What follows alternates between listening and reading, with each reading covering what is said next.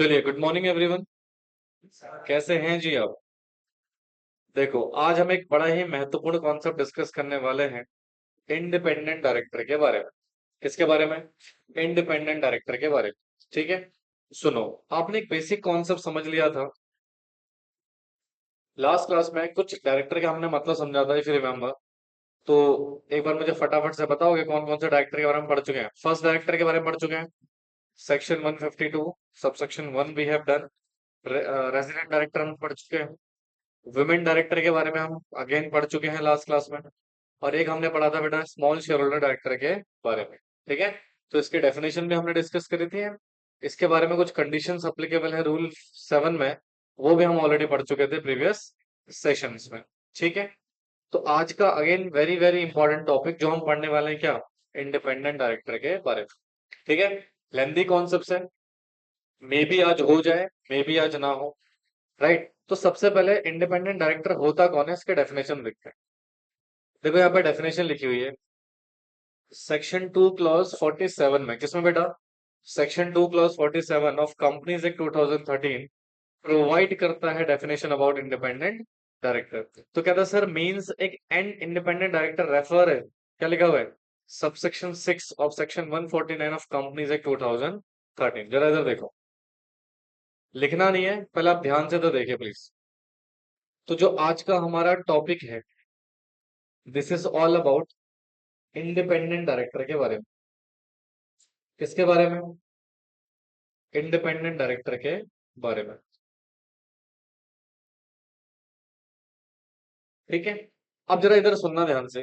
Sir basic एक idea देता हूँ आपको, तो डेफिनेशन तो हम पढ़ ही लेंगे इसका, इसकी कंडीशन भी हम समझ लेंगे। और मैं आपको पहले बता रहा हूँ, today class is very very, बड़ा क्या पढ़ा दूं? ठीक है, today class is very very important. Independent director का मतलब थोड़ा सा डिटेल में जाएंगे और थोड़ा सा कॉम्प्लिकेटेड भी है ना? तो इसलिए फुल्ली फोकस के साथ चीजों को अंडरस्टैंड यहाँ पर हम करेंगे।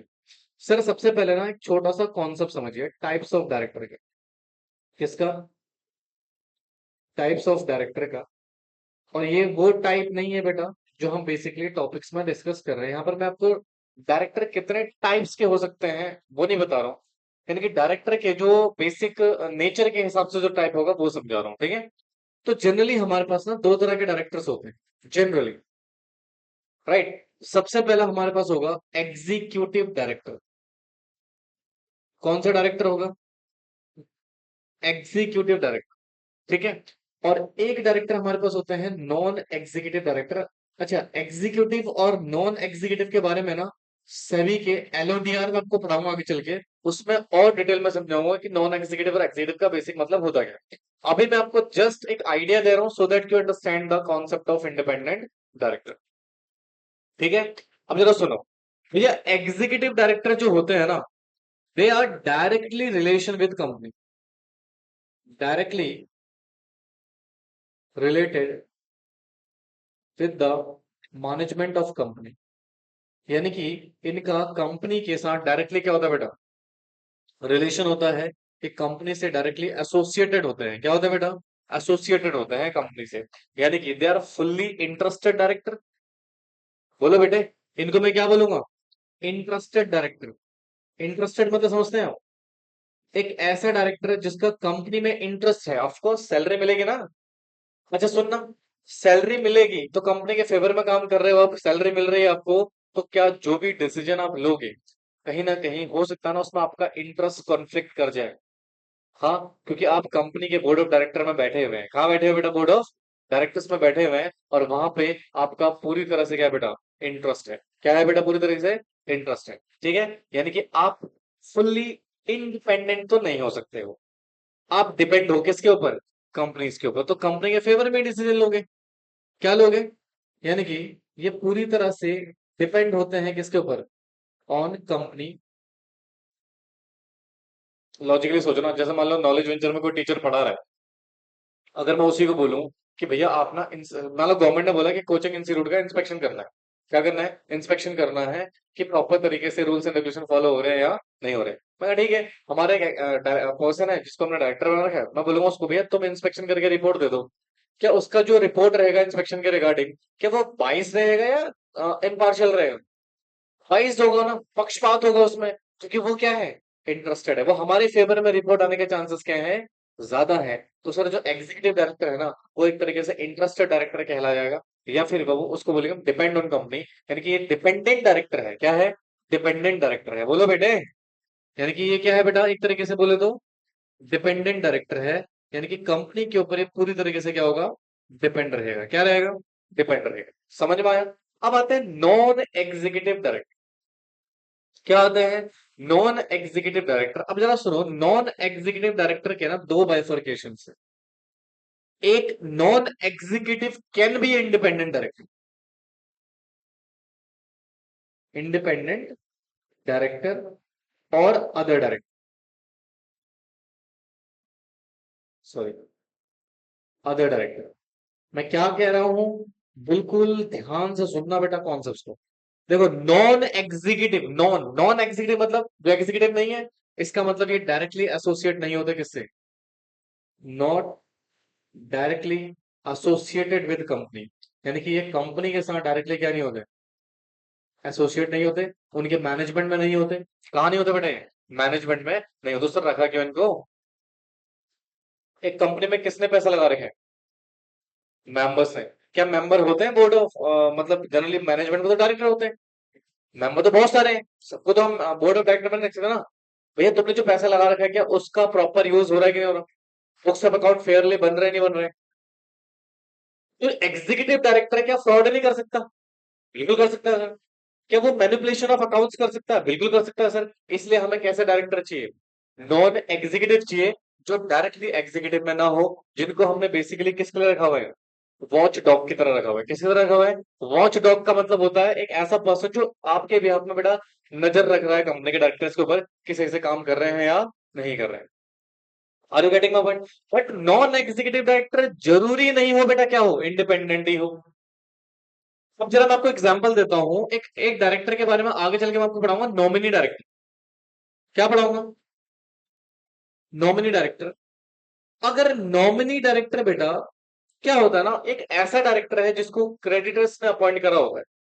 किसने अपॉइंट करा होता है, क्रेडिटर्स ने, या फिर कंपनी गवर्नमेंट ने अपॉइंट करा होता है, अगर उन्होंने शेयर होल्डरिंग करी हुई है कंपनी के ऊपर, नजर रखने के लिए कि ये सही से काम कर रहे हैं, डेट सही से यूटिलाइज कर रहे हैं कि नहीं कर रहे हैं, इस चीज के लिए रखा होता है किसको, तो nominee director. Non executive director तो है, क्या इंडिपेंडेंट भी होगा, इंडिपेंडेंट तभी होगा जब सेक्शन 149 सबसेक्शन 6 को फुलफिल करेगा। यानी कि सुनो, ये नॉन एग्जीक्यूटिव डायरेक्टर तो है, इंडिपेंडेंट तभी बनेगा जब ये क्या फुलफिल कर लेगा, become only if fulfil under section 149 subsection 6। अब ये सबसेक्शन 6 क्या है, ये हम समझेंगे सेक्शन 149 का। तो सुनो, यानी कि इंडिपेंडेंट डायरेक्टर सर वो डायरेक्टर है जिसने वन सेक्शन 149 सबसेक्शन 6 की कंडीशन को क्या कर रखा, फुलफिल कर रखा है। समझ में आया। तो जनरली कितने टाइप के डायरेक्टर है हमारे पास, दो, एक एग्जीक्यूटिव और एक नॉन एग्जीक्यूटिव। क्या एग्जीक्यूटिव डायरेक्टर कभी भी इंडिपेंडेंट बन सकता है, generally no, right, generally no. ठीक है, क्योंकि वो कंपनी से क्या बेटा डायरेक्टली एसोसिएटेड है। ऐसा डायरेक्टर भैया इंडिपेंडेंट नहीं बन सकता, उसका पर्पज ही सॉल्व नहीं होगा। और दूसरा है हमारे पास नॉन एग्जीक्यूटिव, जो कंपनी के मैनेजमेंट से डायरेक्टली एसोसिएट नहीं है। बट ऑल टुगेदर इसके भी कितने पार्ट्स हैं, दो, एक इंडिपेंडेंट और एक अदर डायरेक्टर। भैया अदर डायरेक्टर में हमने नॉमिनी का एग्जांपल लिया, अब नॉमिनी डायरेक्टर नॉन एग्जीक्यूटिव तो है, बट जरूरी नहीं है क्या हो बेटा ये इंडिपेंडेंट हो। इंडिपेंडेंट तभी बनेगा जब इसने कौन सा सेक्शन फुलफिल कर लिया हो, 149 सबसेक्शन 6 की कंडीशन फुलफिल कर ली हो, then only he will consider as क्या, इंडिपेंडेंट डायरेक्टर। सो यहाँ पर सबसे मोस्ट इंपॉर्टेंट सेक्शन क्या हो गया, 149 सबसेक्शन 6। सुनो, सेक्शन 2 क्लॉज 47 ने क्या बोला, इंडिपेंडेंट डायरेक्टर वो डायरेक्टर है जो कहाँ डिफाइन है, सेक्शन 149 सबसेक्शन 6 में। समझ में आया। तो सेक्शन 2 क्लॉज 47 का कोई औचित्य नहीं है, वैसे एक बेसिक डेफिनेशन जरूर दे दिया इन्होंने कि जाके सेक्शन 149 सबसेक्शन 6 पढ़ लो, और उसमें जो भी डायरेक्टर की डेफिनेशन दी हुई है, जो भी कंडीशन दी हुई है, जो भी व्यक्ति उस कंडीशन को फुलफिल करेगा, उसको हम क्या मान लेंगे, इंडिपेंडेंट डायरेक्टर। नहीं समझ में आया सर। तो यहाँ पर अब जरा सुनो, ये तो हो गया डिपेंडेंट, ये तो हो ही नहीं सकता।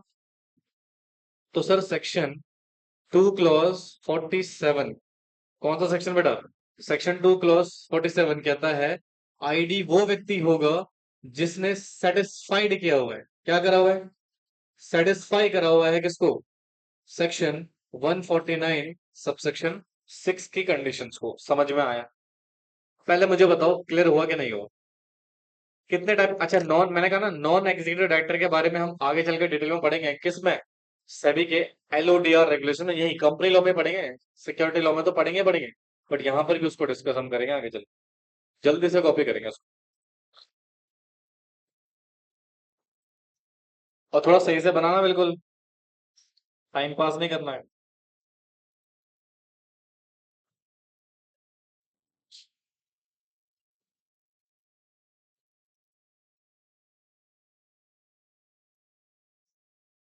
तुम लोगों को किस बात का रिवॉर्ड दिया था सर? कुछ रिवॉर्ड मिला था तुम्हें? किस बात का मिला था?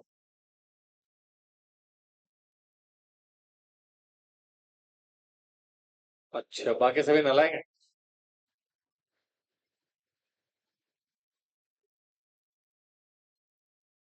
मुझे लगा भाई कैसा रिवॉर्ड मिल गया है, ऐसे क्या कर लिया इन्होंने, है तो ये भी नालायक ही।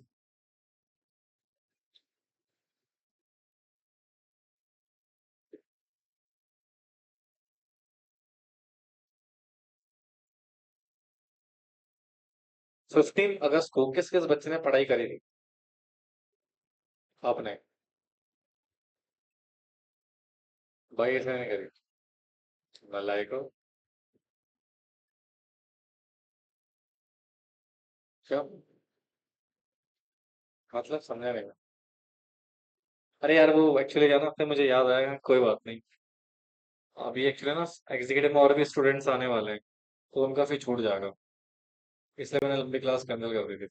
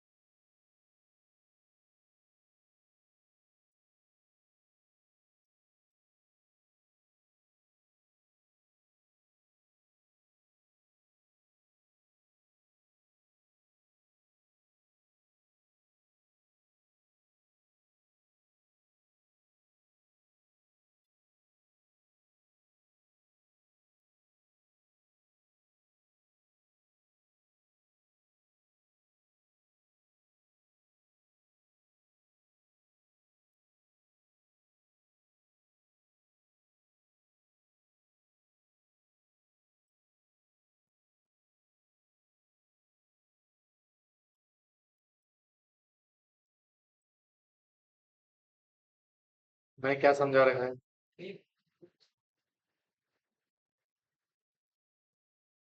One of my student get the admission in SRCC, जानते हैं ना एसआरसीसी के बारे में? Shri Ram college for commerce, नालायक, उसमें उसको एडमिशन मिल गया, बी कॉमर्स। कॉमर्स का क्या है बेटा वो, नंबर 1 कॉलेज, नॉर्थ कैंपस।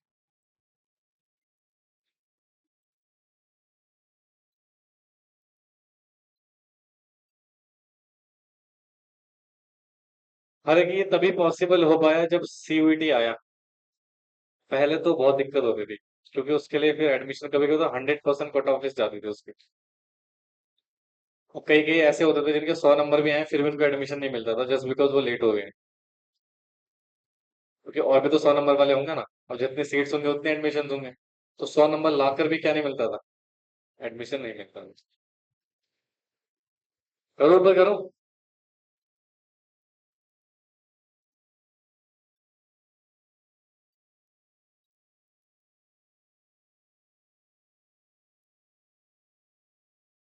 हो गया।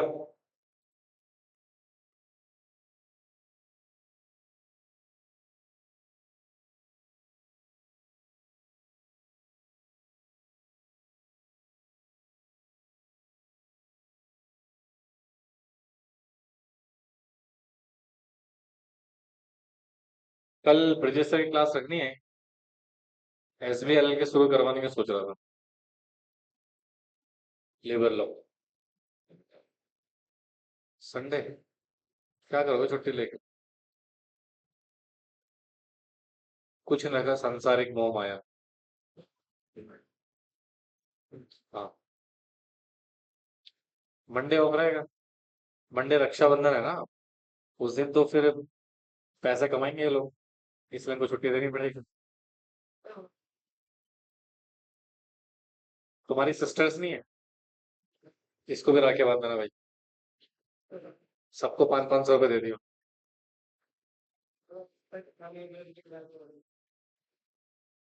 सॉरी। बस। क्यों?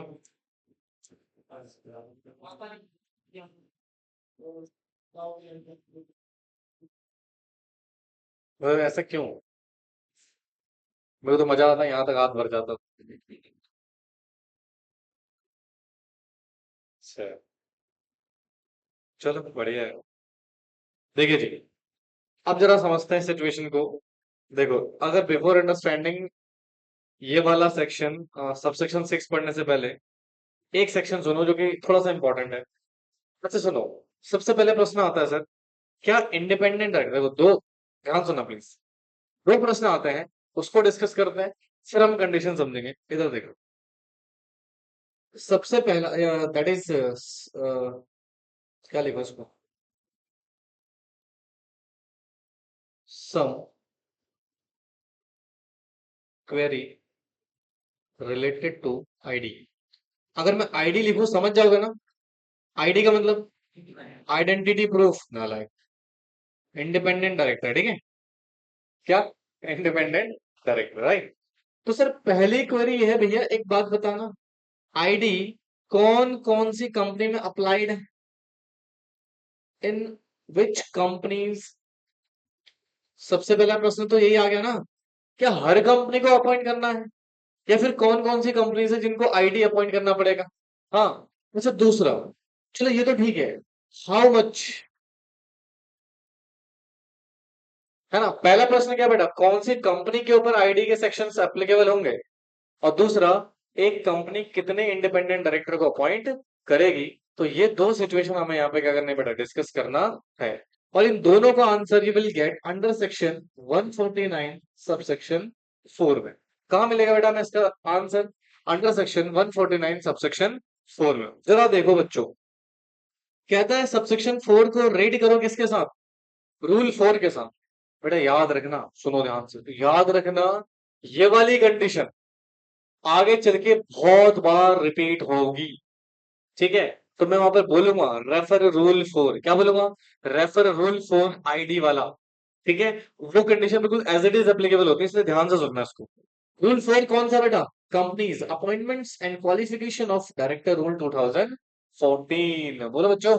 या फिर कहते हैं the following companies have to specified number of independent director, यानी कि जो नीचे डिफाइन करी गई है कंपनी बेटा, इनको इंडिपेंडेंट डायरेक्टर अपॉइंट करना है, और उनके नंबर भी डिफाइन करेंगे। बेटा ध्यान से तो देखो, सबसे पहला कह रहा है भैया क्लास ऑफ कंपनीज, मतलब कौन कौन सी कंपनीज को ये सेक्शन फुलफिल करना है। तो क्या लिखा बेटा? सभी लिस्टेड कंपनी। क्या कह रहा बच्चे? सभी लिस्टेड कंपनी, यानी कि पहला आंसर हमें मिल गया कि सर कंपनी में कौन सी कंपनी साहब? सभी लिस्टेड कंपनी। कौन सी कंपनी? ऑल लिस्टेड कंपनी, यानी कि भारत में जितनी भी लिस्टेड कंपनी है, उन सबको बिना किसी पेड ऑफिशियल कैपिटल को देखे आईडी क्या करना बच्चे? अपॉइंट करना है, क्योंकि हमारा 149 सबसेक्शन 4 और रूल 4 बेटा हमें इस पर्टिकुलर कंडीशंस को बताता है। अच्छा, दूसरी कौन सी कंपनी सर? देखो क्या लिखा हुआ है, पब्लिक कंपनी, यानी कि कौन सी कंपनी आ गई बेटा यहाँ पे? Public company sir. कौन सी कंपनी आ गई? अच्छा, पब्लिक में ये कौन सी है, लिस्टेड है या अनलिस्टेड है? अनलिस्टेड की बात, यानी कि सर प्राइवेट कंपनी के ऊपर ये सेक्शन बेसिकली एप्लीकेबल नहीं दिख रहा है अभी तक हमें, राइट? अच्छा आगे देखो क्या लिखा हुआ है। जिसकी पेड अप शेयर कैपिटल कितनी है बेटा? 10 करोड़ और उससे ज्यादा, या फिर जिसका टर्नओवर कितना है बेटा? 100 करोड़ या उससे ज्यादा, या फिर जिसका आउटस्टैंडिंग लोन डिवेंचर्स डिपॉजिट्स वगैरह किससे ज्यादा बेटा? 50 करोड़ या उससे ज्यादा। यानी कि तीन बातें इन्होंने बोली पब्लिक कंपनी के कॉन्टेक्स्ट में। कितनी बातें बोली? तीन बातें। सबसे पहली बात क्या है बेटा? पेड अप शेयर कैपिटल कितनी होनी मांगता? 10 करोड़ और उससे ज्यादा, है ना? अच्छा, या फिर और मतलब ऑप्शंस हो गया सर। टर्नओवर कितना होना चाहिए? टर्नओवर 100 करोड़ या फिर उससे ज्यादा, राइट? या फिर आपके कंपनी के ऊपर बेटा क्या चल रहे हो? Outstanding loans. क्या चल रहे हो? Outstanding loans, debentures and deposit etcetera. ये भी तो लोगों ने एक तरीके से, या इसकी वैल्यू कितनी होनी चाहिए दोस्त? 50 करोड़ या फिर उससे ज्यादा। यानी कि इन तीनों में से कोई एक भी कंडीशन फुलफिल हो गई, you have to appoint in its board the कौन सा डायरेक्टर बेटा? Independent director. सर कितने number of independent director appoint करें? तो पहला आंसर तो मिल गया हमें कि कौन सी कंपनी के ऊपर इंडिपेंडेंट डायरेक्टर के प्रोविजन एप्लीकेबल होने वाले हैं। नहीं आ रहा समझ में हमारे कुछ भी? आ रहा है? देखो फिर लिस्टेड कंपनी के लिए क्या बोला है? एट लीस्ट क्या लिखा हुआ है?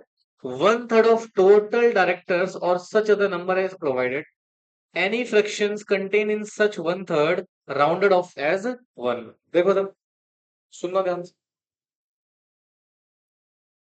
सर ये जो लिस्टेड कंपनी है, कौन सी कंपनी है? इसको कुछ नहीं देखना, इसको अपना 1/3 ऑफ जो भी कंपनी में टोटल नंबर ऑफ क्या है बेटा? टोटल डायरेक्टर्स हैं, इनकी कंपनी में टोटल डायरेक्टर जितने भी हैं उसका 1/3 आप क्या रख दोगे? Must be ID. क्या होना चाहिए बेटा? यानी कि टोटल डायरेक्टर का 1/3 आपके क्या होना चाहिए? इंडिपेंडेंट डायरेक्टर होने चाहिए। ठीक है। अच्छा, अगर अनलिस्टेड कंपनी की बात करें तो एटलीस्ट कितने बोल दिया सीधे सीधे? इस केस में एटलीस्ट कितने बेटा? एटलीस्ट दो डायरेक्टर मस्ट बी क्या होना चाहिए? इंडिपेंडेंट डायरेक्टर होने चाहिए। क्लियर हुआ? सर ये 1/3 की कहानी क्या है, इसको भी देखते हैं। अभी लिखने लिखने मत बैठा करो यार प्लीज, पहले ध्यान से समझ लिया करो कॉन्सेप्ट को। एग्जाम्पल देखो जरा। मान लो there is a listed company. कौन सी कंपनी है दोस्त? Listed company. ठीक है।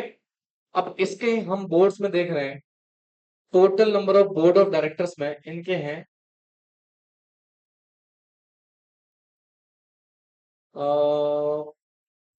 13 डायरेक्टर। कितने डायरेक्टर है? अच्छा 13 हो सकता है क्या? ऑफ कोर्स हो सकते हैं सर, बिल्कुल हो सकता है। मैक्सिमम डायरेक्टर कितने हो सकते हैं? 1500। 15 डायरेक्टर तो रख सकते हो सेक्शन 149 सब सेक्शन 1 के हिसाब से। ठीक है, हालांकि उसके ज्यादा भी हो सकते हैं, पढ़ेंगे आगे चलिए।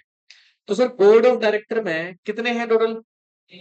13 डायरेक्टर्स हैं। अच्छा सुनो, अब इसमें से निकालो कितना आईडी कितने होने चाहिए भाई? इसका 1/3। तो 13 डायरेक्टर का 1/3 निकाल के बताओ कितना आएगा? जल्दी निकालो। 4 पॉइंट कितना? 333333। अब सर ये तो गड़बड़ हो गई, फ्रैक्शंस आ गया ना। हाँ तो कितने करो तो? अब यहाँ कुछ लोग मैथ्स का रूल यूज करेंगे।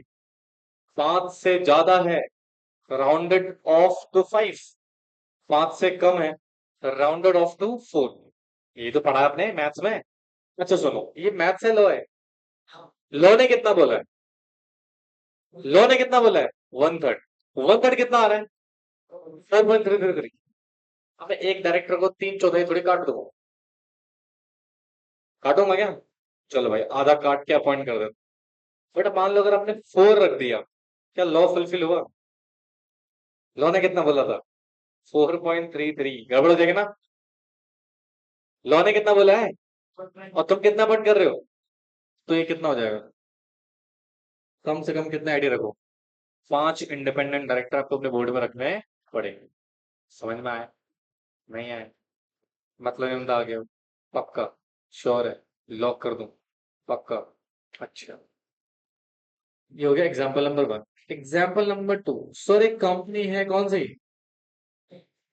Unlisted company. मैं अनलिस्टेड डायरेक्टर लिख रहा हूँ। मेरा भी दिमाग खराब हो गया आजकल। क्या लिखा हुआ है? Unlisted company. भैया यहाँ पे टोटल बीओडी कंपनी में है भाई साहब 14। कितने हैं? अनुज, बताओ कितने नंबर ऑफ डायरेक्टर यहाँ पे मुझे आईडी अपॉइंट करने पड़ेंगे? और मैंने जिससे पूछा सिर्फ वही बोलेगा दोस्त। बीच में अगर कोई बोला तो उसकी हड्डियां टूटना कंफर्म है। बता भाई कितने नंबर ऑफ डायरेक्टर अपॉइंट करो? 14 का वन थर्ड कितना होगा? वन थर्ड जी? 5 होगा? पक्का? श्योर? देख लो भाई। चारों? 14 का वन थर्ड?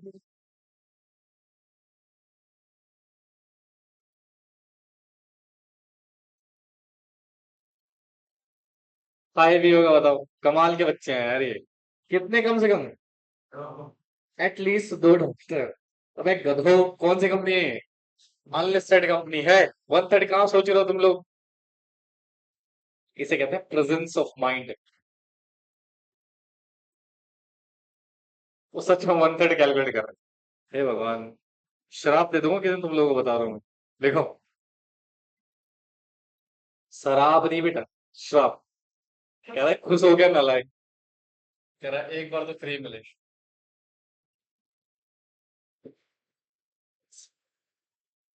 चलो डू इट फास्टर। क्या हुआ? सम क्वेरी? नालायक।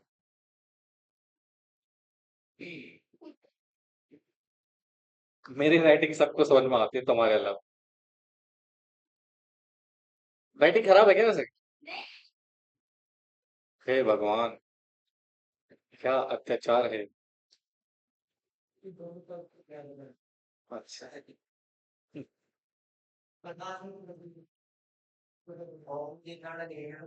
अरे वो लिखते हुए तो ऐसे बिल्कुल ये चिपका लेंगे। ऐसे कौन लिखता है यार?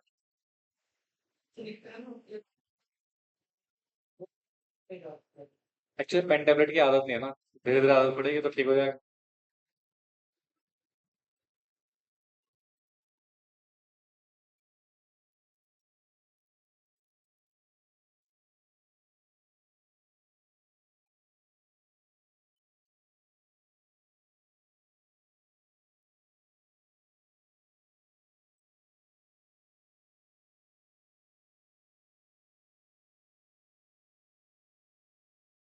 हो गया?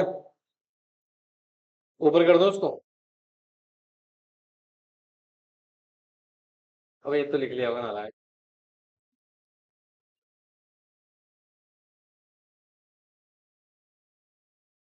बातें नहीं, बातें नहीं। कैसे तुम लोग बातें कर रहे हो भाई?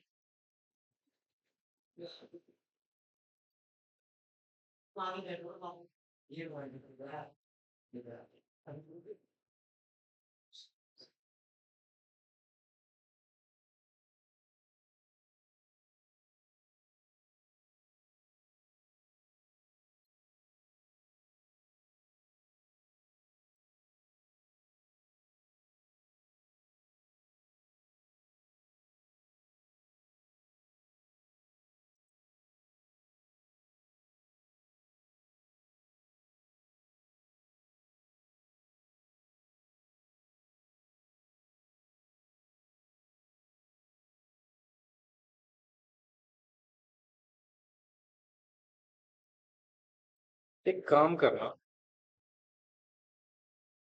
इसको ना एक्सीडिंग 50 करोड़ कर देना। क्या कर देना? एक्सीडिंग 50 करोड़। ठीक है?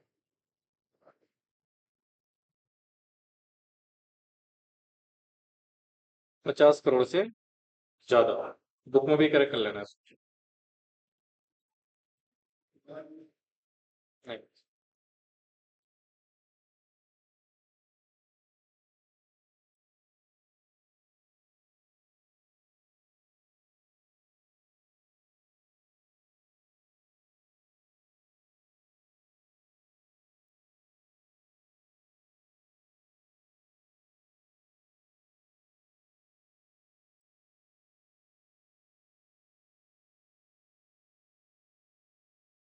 नहीं आ रहा?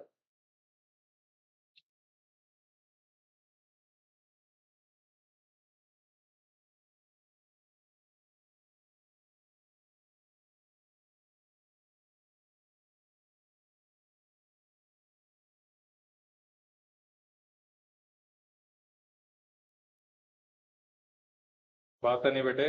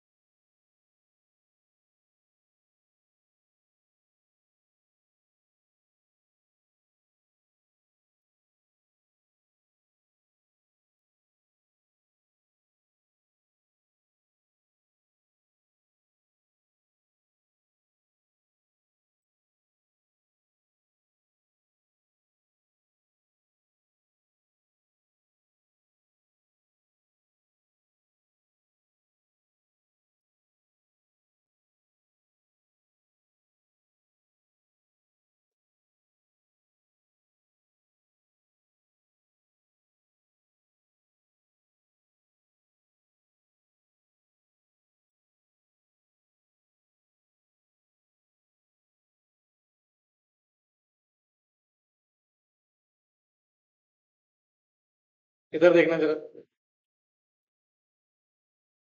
ये लिख लिया आप लोगों ने? बोलो बच्चे।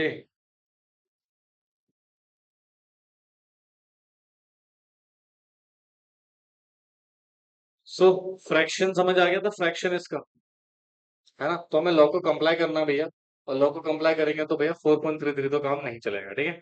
So this is the basic situation. अब जरा आगे देखिए, देखो क्या कह रहा है। कह रहा जी, however the following class of unlisted public company. मैंने कहा था जहां जहां हावेवर आए समझ जाना क्या है, एक्सेप्शंस आने वाला है। क्या आने वाला है? एक्सेप्शंस आने वाले हैं। Unlisted public company shall not be cover under this particular rule. यानी कि ये तीन कंपनीज को बेटा अपॉइंट करने की जरूरत नहीं है। किसको? इंडिपेंडेंट डायरेक्टर को, as per this particular rule. देखो सबसे पहले कौन? ज्वाइंट वेंचर वाली कंपनी। दूसरा कौन? Wholly owned subsidiary company. तीसरा कौन? गवर्नमेंट कंपनी, जो कि हम पढ़ेंगे सेक्शन 455 में। यानी कि अभी आप इतना इतना समझिए, तीनों कंपनीज के ऊपर बेटा इंडिपेंडेंट डायरेक्टर के रूल्स एप्लीकेबल नहीं, although these companies are unlisted public company हो सकती हैं, ठीक है? जबकि ऊपर वाला रूल किसके ऊपर एप्लीकेबल है? बोलो। अनलिस्टेड कंपनी के साथ साथ लिस्टेड में, लिस्टेड में तो अप्लाई होगा ही होगा।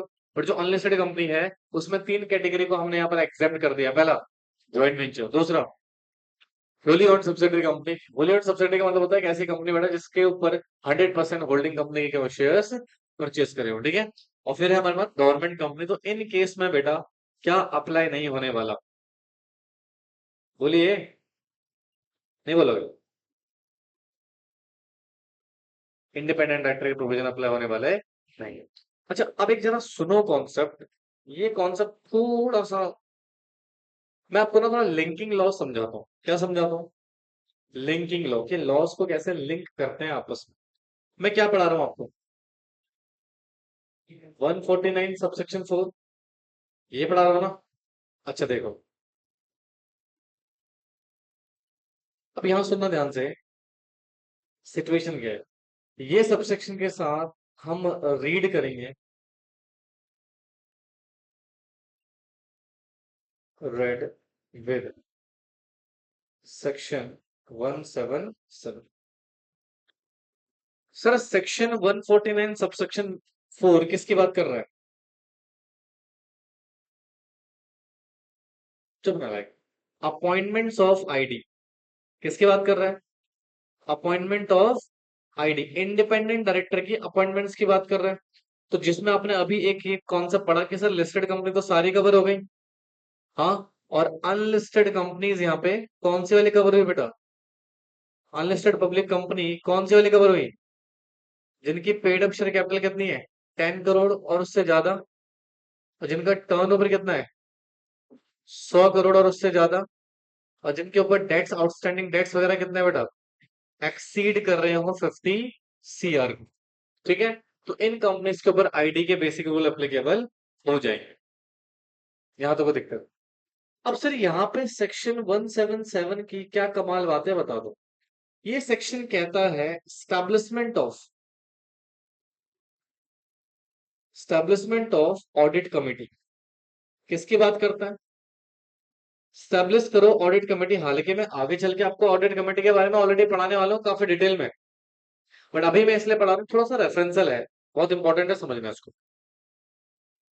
कह रहा है जब ऑडिट कमेटी बनाओगे ना, तो इस ऑडिट कमेटी में कुछ नंबर ऑफ डायरेक्टर होंगे। क्या होंगे? कुछ नंबर ऑफ डायरेक्टर। कहता मिनिमम मिनिमम 3 डायरेक्टर तो होने ही चाहिए। मैक्सिमम आप जितना मर्जी रख लो, बट कम से कम कितने डायरेक्टर होने चाहिए बेटा? 3 डायरेक्टर तो आपके होने ही चाहिए इस ऑडिट कमेटी के कंपोजिशन में। समझ आया? पक्का?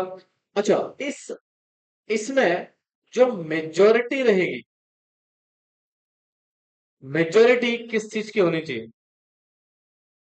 Independent director. मेजोरिटी किसकी होनी चाहिए? इंडिपेंडेंट डायरेक्टर की। अब जरा सुनो ध्यान से। सर, अब इन दोनों सेक्शन को साथ में पढ़ने का लॉजिक क्या है मैं आपको समझाऊंगा, बिल्कुल ध्यान से कंसंट्रेशन से सुनिए। तो मुझे बताओ, जैसे मान लो एक लिस्टेड कंपनी है। कौन सी कंपनी है? Listed company.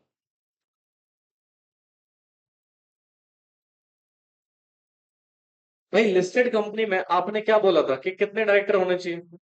आईडी 1/3। ये तो बोला था हमने 1/3 आईडी होना चाहिए टोटल का। ठीक है। अब मान लो इस कंपनी की ना एक ऑडिट कमेटी बनी हुई है। क्या बनी हुई है? ऑडिट कमेटी बनी हुई है। ठीक है। और उस ऑडिट कमेटी में जो कंपनी के डायरेक्टर्स हैं, मान लो वो है 10 डायरेक्टर। क्या लॉ फुलफिल कर रही है नहीं कर रही है? भाई लॉ ने कितना बोला? मिनिमम कितने डायरेक्टर होने चाहिए? 1/3। ओहो सॉरी। ऑडिट कमेटी में मिनिमम कितने डायरेक्टर होने चाहिए? 3। और उसमें से मेजोरिटी क्या होनी चाहिए? अच्छा, 10 का मेजोरिटी क्या होगा? 6 होगा ना? 10 का मेजोरिटी क्या होगा? 6। नहीं आ रहा समझ में? भाई 50-50%, 5-5 तो 50-50 हो गया, है ना? तो यानी कि इसमें मस्ट बी आईडी कितने होने चाहिए? 6 आईडी होने चाहिए। यस और नो? अब जरा इधर आओ। मान लो कंपनी में टोटल डायरेक्टर ही कितने हैं? टोटल डायरेक्टर जो कंपनी में है वो है मान लो 13। कितने डायरेक्टर हैं? 13। अगर मैं एग्जांपल बता रहा हूँ, बहुत ध्यान से सुनते रहिएगा प्लीज। अगर मैं इस कंपनी में 1/3 आईडी का नंबर निकालता हूँ टोटल का, 1/3 ऑफ 13। अभी आपने निकाला था कितना आया था? 433। इस हिसाब से आप कितने डायरेक्टर रख रहे हो? 5। आपने राउंड ऑफ कर लिया 1 की हो तो कितना हो गया ये? 5। मुझे बताओ, गड़बड़ नहीं लग रही कुछ? तो इस केस में आईडी चाहिए कितने? सेक्शन 149 सबसेक्शन 4 के हिसाब से कितने बन रहे हैं? भाई दो लॉ में कॉन्फ्लिक्ट हो गया कि नहीं हो? सेक्शन 177, सेक्शन 149 सबसेक्शन 4 में कॉन्फ्लिक्ट हो गया नहीं हो गया? क्या करो? किसको फॉलो करो? तो इस केस में आपको 5 नहीं, कितने आईडी अपॉइंट करने पड़ेंगे? 6। ताकि आप 6 आईडी जो है वो किस में रख रखो?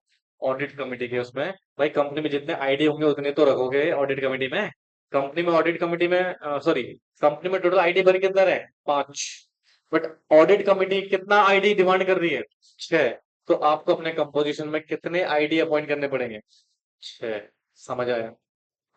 बोलो। तो सर ये जो आपने बोला कि ऑडिट कमेटी वाला प्रोविजन मानो, ये कहाँ लिखा हुआ है? देखो, ये वाला पॉइंट पढ़ो। In case a company cover under this rule required to appoint क्या बेटा? Higher number of independent director due to composition of क्या? Audit committee. Then they shall appoint such higher number independent director. समझ में आया? तो अगर किसी company को ऑडिट कमेटी के अकॉर्डिंग हायर डायरेक्टर अपॉइंट करने की जरूरत पड़ रही है, कौन से वाले? आईडी। तो आपको फिर कितने आईडी चाहिए होंगे बेटा यहाँ पे?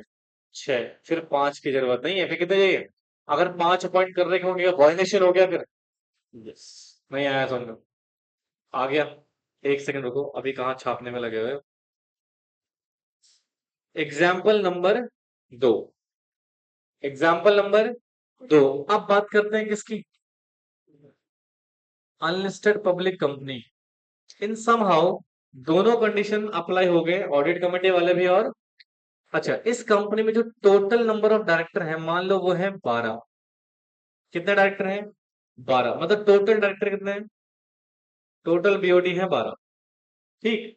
अच्छा, इस कंपनी को ऑडिट कमेटी भी अपॉइंट करी हुई है इसने। क्या अपॉइंट करी हुई है? Audit committee. ऑडिट कमेटी क्या है, मैं आगे चल के पढ़ाऊंगा आपको डिटेल में, बट फिलहाल अभी आप इसको समझो।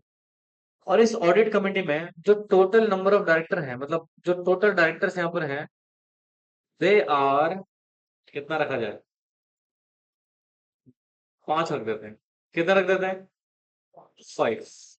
और इसमें से आईडी कितने होने चाहिए? Must have 3 ID. भाई मेजोरिटी तो 3 बन रहा है ना। हाँ, तो 3 डायरेक्टर होने चाहिए। अच्छा, आपने अनलिस्टेड कंपनी सेक्शन 149 सबसेक्शन 4 में क्या पढ़ा हुआ है कि एट लीस्ट कितने आईडी होने चाहिए? 2 आईडी होने चाहिए। अगेन क्या कॉन्फ्लिक्ट हो गया? भाई ये कितना बोल रहा है? यहाँ पे कितना आ रहा है? हायर नंबर कौन सा है? तो ये अपॉइंट करोगे, या इस केस में भी 3 आईडी अपॉइंट करने पड़ेंगे?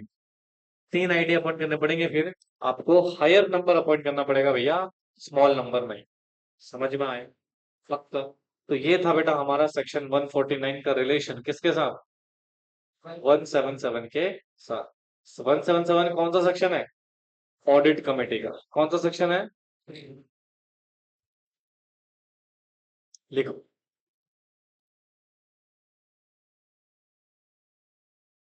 और हाँ, अभी हमने कुछ पढ़ा नहीं है, जस्ट इंट्रोडक्शन ऑफ आईडी। ये सोच रहे हो उसको कितना पढ़ लिया? क्या ही पढ़ा अभी? ये तो पढ़ा है कितने आईडी होने चाहिए, कौन सी कंपनी में होने चाहिए, बस। बोलो। नहीं बोलोगे?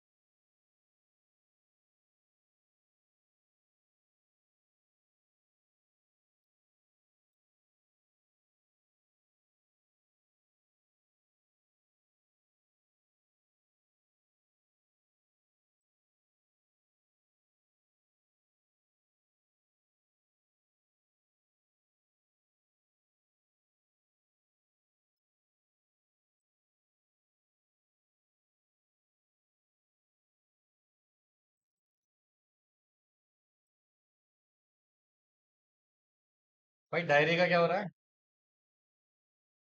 मेंटेन हो रही है फिर बस 2 दिन की हवा थी। है चेक कराना मुझे भी क्लास के बाद।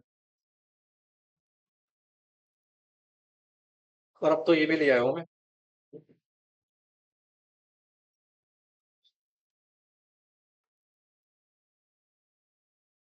हम्म,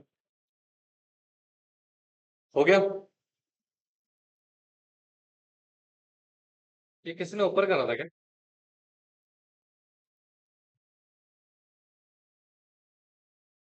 तो बस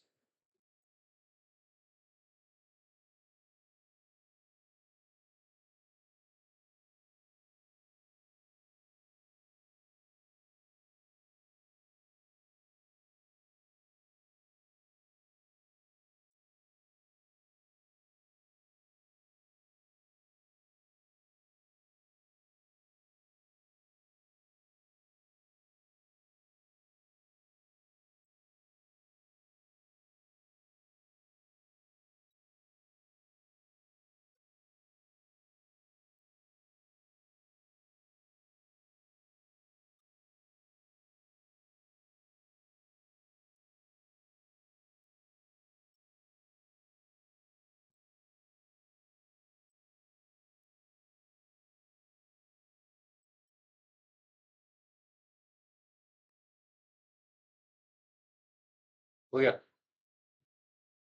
डन एवरीवन। समझ आया आपके? पक्का? श्योर? अच्छा विदा देखो ध्यान से। तो ये पॉइंट भी हमारा हो गया प्रोविजो वाला। अब जरा यहाँ देखो क्या लिखा हुआ है। In case of section 8 company, मतलब किसकी बात कर रही है? एनपीओ की, ठीक है। और स्पेसिफाइड आईएफएससी पब्लिक कंपनी के ऊपर again this subsection is not applicable, ठीक है। ये वाला सबसेक्शन बेटा एक तरीके से कितने कंपनीज में नॉट एप्लीकेबल? 5 कंपनीज हो गई। पहला जॉइंट वेंचर, दूसरा होली ओन सब्सिडरी कंपनी, और डोरमेंट कंपनी, और ये सेक्शन 8 कंपनी, और आईएफएससी पब्लिक कंपनी, ठीक है। इनके ऊपर बेटा अप्लीकेबल नहीं होगा हमारा ये पर्टिकुलर सेक्शन, ठीक है। हेलो, नहीं आ रहा था? प्राइवेट को, हाँ प्राइवेट कंपनी ऑल्सो। तो 6 हो गए फिर तो। देखो क्या लिखा हुआ है। Further, if there is any intermittent vacancy of independent director, then it shall be filled up by the board of director within 3 months from the date of such vacancy, या फिर not later than immediate of the next board meeting whichever is later। मतलब देखो, आपने ID appoint किया। ओए बच्चों इधर देखो ध्यान से। कॉन्सेप्ट, सर कंपनी, आप लोगों ने मोबाइल फोन जमा नहीं कराया? नहीं कराया? जाओ कराएगा। इसका मोबाइल ले लो, एक जना ले लो, सबके मोबाइल जमा कराएगा फटाफट। जल्दी करो।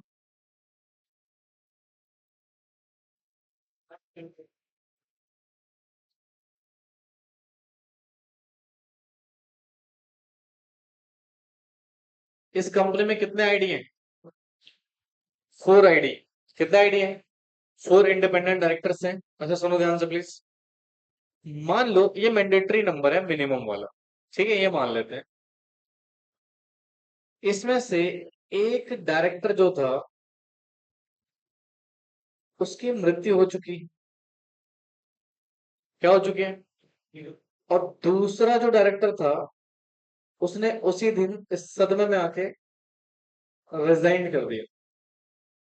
कहीं मैं तो मैं ऐसे मजाक कर रहा हूँ, ठीक है। एक जैसे एग्जांपल ले रहे हैं कि 2 डायरेक्टर्स बेटा, एक क्या हो चुका है और एक ने क्या कर दिया। तो यानी कि सर यहाँ पे जरूरत कितने आईडी की थी? तो क्या यहाँ पे वैकेंसी क्रिएट हो गई? यहाँ पर क्या हो बेटा? Vacancy created. अब हमें लॉ तो कितना बोलता है बेटा? 4 तो होने ही चाहिए, एज पर मिनिमम नंबर मान के चल रहे हैं हम। अब कंपनी के बीओडी को क्या दोबारा से इनको रीअपॉइंट, आई मीन इनकी अपॉइंटमेंट करनी पड़ेगी? है कि सुनो, कंपनी के जो बोर्ड्स ऑफ डायरेक्टर हैं has to fill up, has to filled these vacancies, यानी कि इन वैकेंसीज को क्या करना पड़ेगा, फिल करना पड़ेगा। क्या करना पड़ेगा, फिल करना पड़ेगा।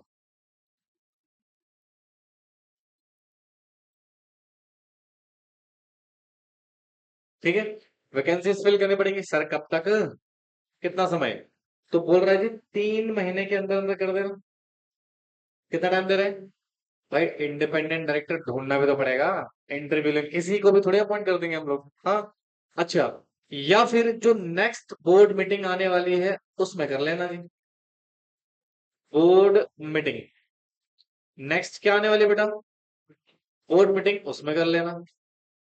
क्या बोला, ध्यान सुनना, पहला इसने क्या बोला, 3 महीने का समय देने, या फिर जो अगला आपकी बोर्ड मीटिंग होने वाली है उसमें अपॉइंट करना। अब इनमें से जो भी लेटर डेट पे आएगा, कब आएगा, वो आपकी ड्यू डेट होगी।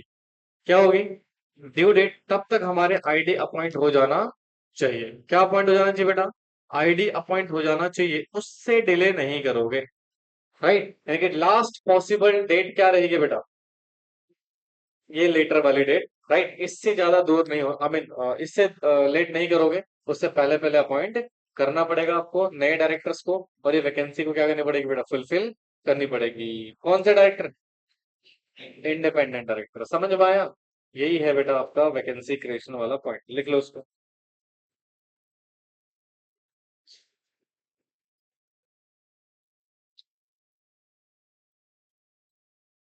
अच्छा सुनो, कितने डायरेक्टर अपॉइंट करने पड़ेंगे, 5 कर सकता हूँ, कैन आई अपॉइंट 5 डायरेक्टर्स, मर्जी है भाई। 5 में से 2 वैकेंसी फिल करेंगे और 3 आपने नए फ्रेश अपॉइंट कर लिए हैं। बट क्यों फालतू में करोगे, खर्चा क्यों बढ़ाओगे आप, है ना, पैसा बहुत है, 4 लाख रुपए वाले लोग बोल रहे हैं, please transfer some money to मी।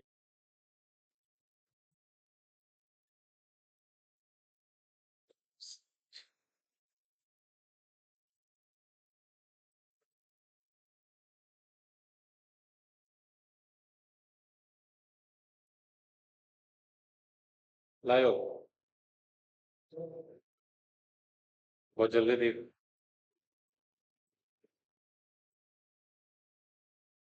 चौड़े में क्यों बोल रहा है, नम्रता के साथ बोलो। अध्यापक महोदय,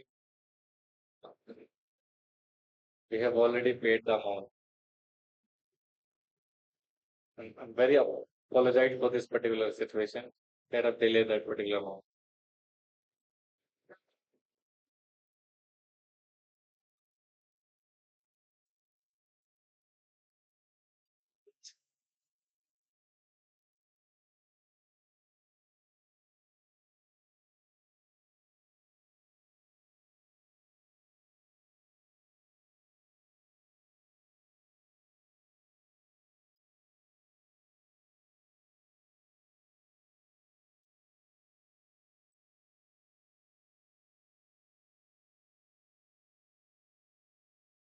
हो गया, अगर इतना समय लगा हो गया कैसे काम चलेगा, तो समझ आया तुम्हारे, पक्का श्योर है, लॉक कर दिया जाए। ओके, देखिए, कह रहा जी, once the company covered under this particular rules, the companies appointment rule 2014, क्या लिखा बेटा, cease to fulfill any of 3 conditions for 3 consecutive years, then it shall not be required to comply this provision until such time to meet and such conditions। क्या मतलब है इसका, हाँ जी, what does it mean, देखो एक बार इस company के ऊपर ये रूल अप्लाई हो गया, ठीक है, तो फिर क्या कह रहा है, cease to fulfill any of 3 conditions for 3 consecutive years, then it shall be required to comply this provision until such time as it meet any such condition। क्या मतलब है, इधर देखो, ये लिख लिया आप लोगों ने, इधर देखो, यहाँ पर हम कुछ टाइम लगे, दो एक टाइमलाइन सिचुएशन समझेंगे। क्या समझेंगे, टाइमलाइन चार्ट, बिल्कुल ध्यान से सुनना, कंसंट्रेशन के साथ। मान लो ये एक टाइमलाइन चार्ट है, ठीक है, सुनो जी, 2015 में कंपनी के ऊपर ये रूल अप्लाइड हो गए, अप्लाइड दिस रूल। मतलब क्या हो गया होगा? या तो लिस्टेड, भाई लिस्टेड कंपनी के इसमें तो पेड ऑफ शेयर कैपिटल देखना ही नहीं। अगर आप लिस्टेड हो तो फिर एट एनी हाउ ये रूल तो वैसे ही अप्लाई है, पेड ऑफ शेयर कैपिटल के बढ़े घटे उससे कोई फर्क नहीं पड़ता। हाँ, आपने फ्यूचर में अपनी कंपनी अनलिस्ट करवा ली हो और आप क्या बन गए हो, अनलिस्टेड बन गए हो, तो इस रूल की एप्लीकेशन में भी आपकी हट जाए। वही मैं आपको सिचुएशन बता रहा हूँ कैसे। मान लो रूल क्या हो गया बेटा, अप्लाइड हो गए।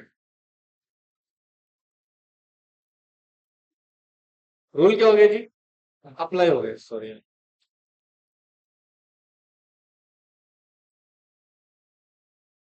ठीक, लिखो मत प्लीज। कौन सा रूल बेटे? अच्छा, जैसे ही ये अप्लाई हुआ, क्या आपको इंडिपेंडेंट डायरेक्टर अपॉइंट करने पड़ेंगे? Must be appoint required ID. यानी कि जो भी लॉ ने बोला है, जितने भी रिक्वायरमेंट है आईडी अपॉइंट करने की, उतने आईडीज को आप क्या कर लेना, अपॉइंट कर लेना। अब सर हुआ क्या ना, मान लो 2016 में इस रूल के कंडीशन ना हम फुलफिल नहीं कर रहे थे। यानी कि हमारी paid up share capital 10 crore से क्या हो गई थी, कम। याद रखना लायक, 10 करोड़ से कम हो गई। हमारे टर्नओवर 100 करोड़ से कम हो गए। हमारे लोन्स 50 करोड़ से, क्या ऐसा हो सकता है? बिल्कुल भैया, शेयर कैपिटल कम होगी, रिडक्शन कर दिया था हमने। पढ़ा था ना reduction, section 66 of companies act 2013। नहीं याद आ रहा लल्लुओं को? याद है ना? तो पेड अप शेयर कैपिटल हमारी 10 करोड़ से क्या हो गई साहब, कम हो गई है। तो क्या मजे ही मजे? क्या आप मुझे आईडी को निकाल देना धक्के मार के, निकल यहाँ से नालायक। नो, नालायक हो।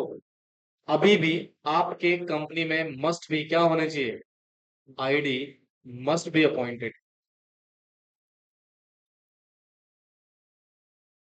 ठीक। अच्छा, 2017 में आए, अगेन रूल नॉट अप्लाइड, यहां मैं लिख देता हूं रूल नॉट अप्लाइड।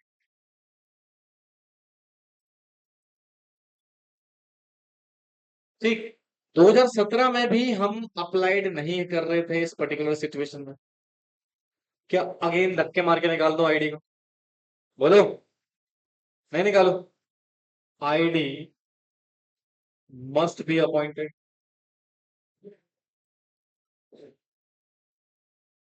आईडी भी आपके कंपनी में होने चाहिए। अच्छा, 2018 में आए, परिस्थिति और विकट हो गई, प्रोडक्शन कैपिटल और हमें कम करनी पड़ी। टर्नओवर तो बिल्कुल ही ना के बराबर हो गया है, राइट? और लोन हमने सारे पेड कर दिए, जीरो लोन है हमारी कंपनी के ऊपर। क्या रूल अप्लाई हो रहा है? Not applied. देखिए, जो हमारा रूल है अगेन अभी भी क्या नहीं हो रहा। अब क्या करो, अब क्या आईडी को धक्के मार के निकाल दो, है जी? अब सुनो, ये रूल लगातार 3 साल तक आपकी कंपनी में क्या हुआ बेटा, नॉट एप्लीकेबल। रूल क्या नहीं है बेटा, अब नॉट रिक्वायर्ड टू आईडी, यानी कि यहां से not required to appoint ID. अब आपको आईडी अपॉइंट करने की जरूरत नहीं है। यानी कि सुनो, once the rule is applied, भाई वो 3 साल तक तो वैसे भी तुम्हारे सर पे बैठा रहेगा वेताल बन के। क्या बन के? वेताल, भले वो अगले साल अप्लाइड हो या ना हो। मतलब 3 साल तक कॉन्टिन्यूसली अगर रूल अप्लाई नहीं हुए, तब जाके कंडीशन सीज होंगे। तब आपको आईडी को क्या करना पड़ेगा, हटाना पड़ेगा। अच्छा, जरूरी है हटाना ही पड़ेगा? भाई नहीं हटा रहे हो, वॉलेंट्री रख सकते हो, कोई दिक्कत नहीं है। पर हाँ, रूल आपके ऊपर अप्लीकेबल नहीं। अच्छा, रूल अप्लाई नहीं होगा, 3 साल तक लगातार नहीं होगा, क्यों फालतू में आईडी को सर पे बैठा के रखोगे आपने? क्या करोगे, तुरंत धक्के मार के क्या कर दोगे, निकाल दोगे। Are you getting my point? But सुनो, 3 साल के बाद, क्या 3 साल जो तीसरा साल है, इसके बाद मान लो फिर से रूल अप्लाई हो गया 2019 को। रूल क्या हो गया, अप्लाई हो गया, मतलब आपने कोई ना कोई कंडीशन मीट कर ली है। फिर से क्या करना पड़ेगा, अपॉइंट आईडी। फिर से क्या करोगे, अपॉइंट आईडी। समझ में आया? बोलो बेटे। तो कहने का मतलब क्या है? अब अच्छा सुनो, अब अगर अप्लाई हुआ फिर से 3 साल तक क्या हो जाएगा, अप्लाई हो जाएगा। 3 साल तक छेड़ नहीं सकते हो आईडी। अगर लगातार 3 साल तक क्या हुआ बेटा, रूल अप्लाई नहीं हुआ, तब जाके क्या कर सकते हो, धक्के मार के निकाल सकते हो। Are you getting my point?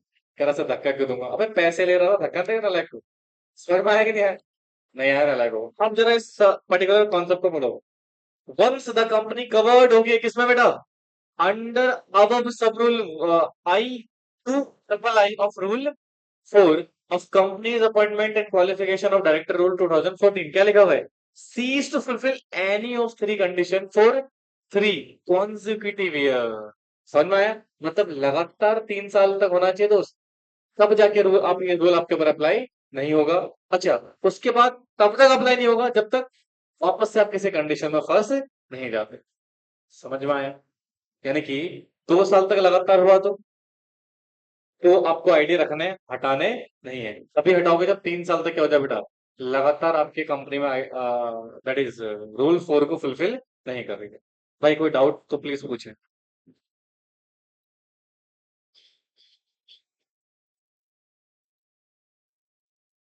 मैंने कहा बोल दिया सेम आईडी बंद करो। समझ में आया? बोलो बच्चों, आ रहा है कुछ समझ में? अब थोड़ा सा एलओडीआर की ओर बढ़ेंगे, फिलहाल पहले आप इसको कॉपी करो।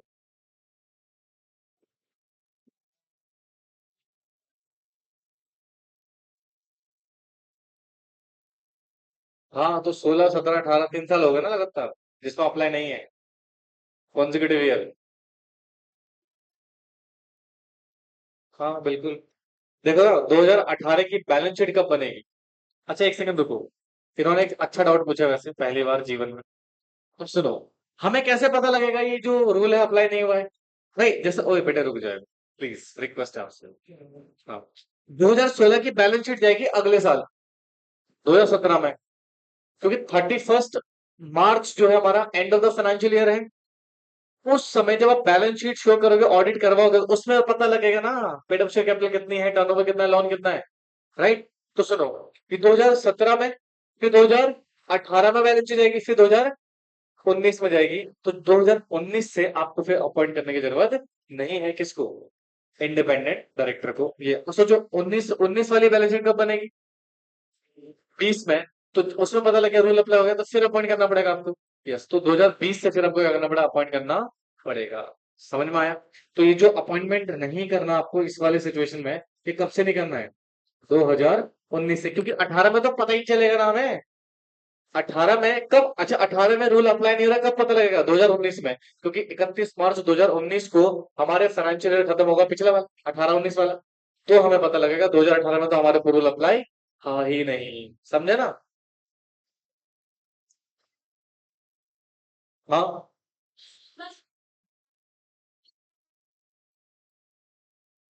दोस्त, 2015 में मतलब रूल अगर अप्लाई हो रखा है, इसका मतलब ये 2014 की बैलेंस शीट होगी ना। आपने रूल कब अप्लाई करा? 2015 में। कब? क्योंकि 31 मार्च 2015 को बैलेंस शीट गई होगी, तब पता लगा होगा रूल अप्लाई, तो आपने अपॉइंट कर लिया। और वो बैलेंस शीट किसकी गई होगी? पिछले साल वाले। समझ गए ना? वो है।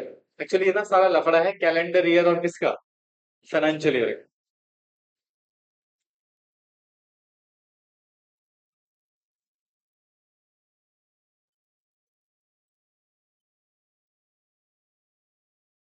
और अभी हमने कुछ पढ़ा है क्या? नहीं सर, अभी हमने कुछ भी नहीं पढ़ा। We are just understanding appointment related topics.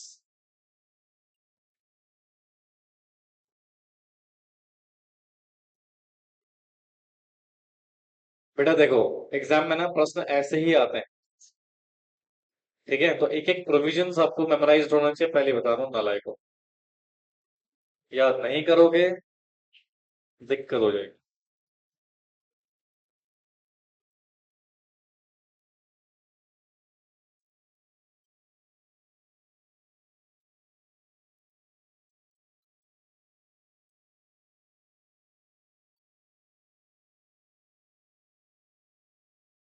अच्छा, मंडे को आप लोग घर पे ही हो भाई, रिलेटिव क्या जाओगे? घर पे ही हो सारे? क्लास रख दिया जाए फिर?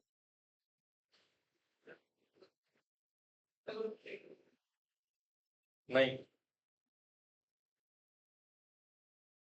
एक्चुअली मेकअप करके कैसे आएंगे लोग क्लास? संडे तो क्लास हो गया दोस्त। कहाँ जाना? सुधर जा बेटा, सुधर जा। किसको? शिवानी दीदी को कहाँ जाना है?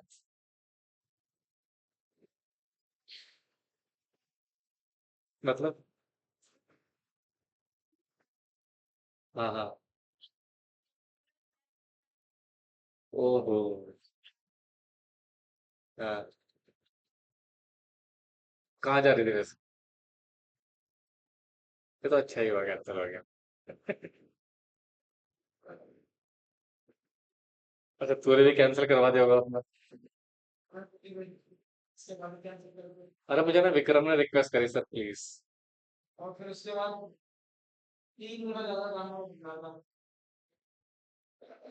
अच्छा है ना, पैसा बच गया। It's very nice.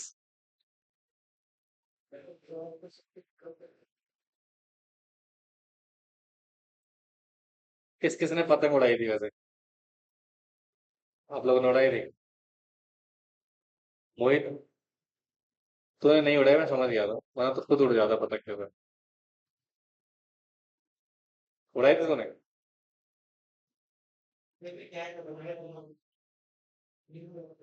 अच्छा। कैसे?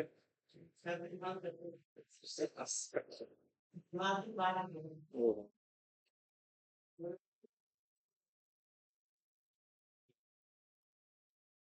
लड़की? अच्छा।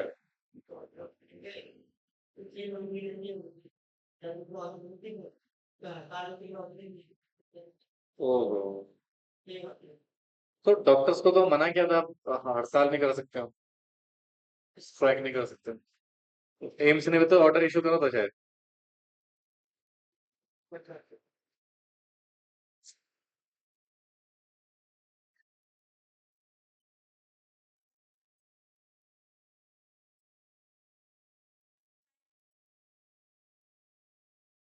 कुछ नहीं, गवर्नमेंट पे प्रेशर बिल्ड होता है और कुछ नहीं।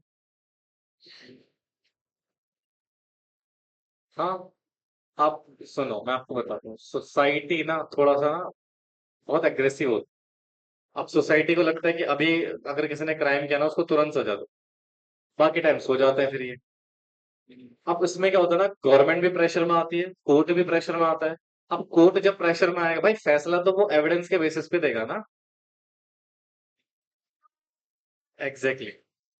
कोर्ट जो है वो जब भी ऑर्डर पास करेगा तो एविडेंस में करेगा, और एविडेंस लाने पे वही जो नेचुरल जस्ट चल रहा है प्रोसेस, वही प्रोसेस फॉलो होगा। अब लेकिन जनता तो आक्रोश में आ जाती है ना, जनता को नहीं पता जुडिशरी कैसे काम करती है। अब गवर्नमेंट जब प्रेशर में आती है तो गवर्नमेंट बना देती है लॉ, लोगों को खुश करने के लिए। और वो ही सबसे बेकार चीज है। अगर आपने बेटा किसी क्राइम को रोकने के लिए हीनियस लॉज बना दिए हैं, आप क्या एक्सपेक्ट करोगे, क्राइम कम होगा? नहीं, उससे क्राइम और बढ़ेगा। याद रखना, जब जब क्राइम को लेके खतरनाक लॉज बने, उसके क्राइम रेट कभी कम नहीं हुआ, उल्टा क्या हुआ है, बढ़ा ही। इनफैक्ट दो तीन क्राइम और बढ़ गए हैं। रीजन भी, जितना हीनियस क्राइम होगा और जितनी खतरनाक सजा होगी, उतना ही कोर्ट प्रोसीजर सीरियसली काम करेगा। और उसमें क्या होगा ना, फिर आप ऐसे नहीं किसी को कुछ भी सजा दे दोगे, है ना, फिर वो और लॉन्ग टाइम लगेगा, क्योंकि सजा क्या मिलनी है, खतरनाक अगर कोई बेकसूर व्यक्ति हुआ और उसके ऊपर अगर वो सजा दे दी तो देयर इज अ प्रॉब्लम ना, इसलिए फिर कोर्ट प्रोसीजर थोड़ा सा क्या होता है, डिले हो जाता है, फिर तो पनिशमेंट में और समय लगेगा। और जैसे फॉर एग्जाम्पल, इसमें ना फांसी की सजा इसलिए नहीं दी जाती है ना, ताकि विक्टिम को मार ना दे वो नालायक।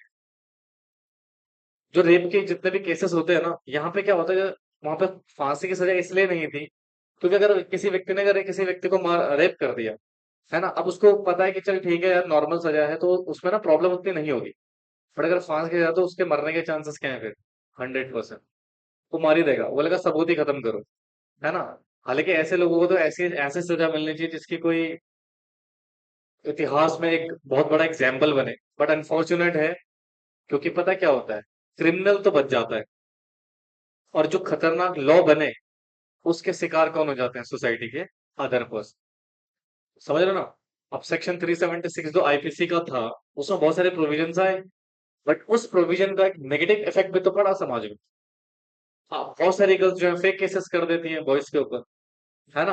अब लॉ खतरनाक है, अगर केस हुआ जिंदगी बर्बाद। और जो एक्चुअल क्रिमिनल्स हैं उनको कुछ नहीं हो रहा है।